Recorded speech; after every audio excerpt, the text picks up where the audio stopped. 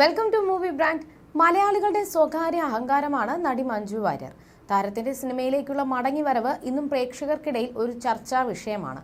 നടൻ ദിലീപുമായുള്ള വിവാഹത്തിന് ശേഷമാണ് മഞ്ജു സിനിമാ രംഗം വിട്ടത്.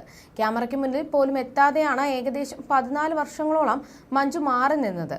മഞ്ജു തിരികെ വരണമെന്ന് വർഷങ്ങൾക്ക് മുൻപ് തന്നെ പ്രേക്ഷകർ ഏറെ ആഗ്രഹിച്ചിരുന്നു. എന്നാൽ ഒട്ടും പ്രതീക്ഷിക്കാത്ത സമയത്തായിരുന്നു മഞ്ജുവിന്റെ സിനിമയിലേക്കുള്ള റീ എൻട്രി. ലേഡി സൂപ്പർ സ്റ്റാറായ ആരാധകർ വാഴ്ത്തുന്ന മഞ്ജു ഓൺ സ്ക്രീനിലും ഓഫ് സ്ക്രീനിലും ഏവർക്കും പ്രിയങ്കരിയാണ്. ഇപ്പോൾ വളരെ സ്റ്റൈലിഷായി ചെറുപ്പമായ മഞ്ജുവിനെയാണ് പ്രേക്ഷകർ കാണുന്നത്. ഏവർക്കും മഞ്ജു ഒരു പ്രചോദനമാണെന്നാണ് ആരാധകർ പറയുന്നത്. ഫൂട്ടേജാണ് നടിയുടെ പുതിയ ചിത്രം. ഓഗസ്റ്റ് 23-നാണ് തിയേറ്ററുകളിൽ എത്തുക. എഡിറ്റർ സൈജു ശ്രീധർ ആദ്യമായി സംവിധാനം ചെയ്ത സിനിമയാണ് ഫൂട്ടേജ്. വിശാഖ നായർ, ഗായത്രി അശോക് എന്നിവരാണ് ചിത്രത്തിൽ മറ്റ് പ്രധാന വേഷങ്ങൾ ചെയ്യുന്നത്. ചെറിയൊരു ഇടവേളയ്ക്ക് ശേഷമാണ് മഞ്ജു വാര്യർ മലയാളത്തിലേക്ക് വീണ്ടും എത്തുന്നത്.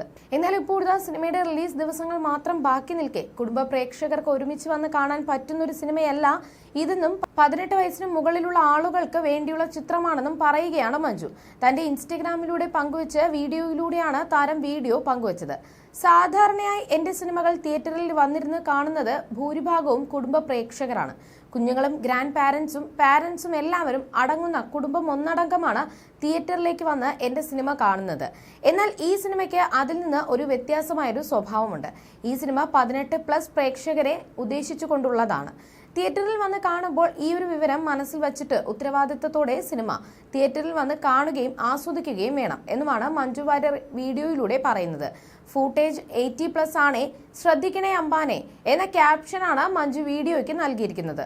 അതേസമയം അടുത്തിടെ ഒരു അഭിമുഖത്തിൽ നേര് L360 എന്ന് താൽക്കാലികമായി പേരിട്ടിരിക്കുന്ന തരുൺ മൂർത്തി മോഹൻലാൽ കൂട്ടുകെട്ടിൽ ഒരുങ്ങുന്ന സിനിമ എന്നിവയൊക്കെ തനിക്ക് വിഷമത്തോടെ വേണ്ടെന്ന് വെക്കേണ്ടി വന്നുവെന്നും മഞ്ജു പറഞ്ഞിരുന്നു.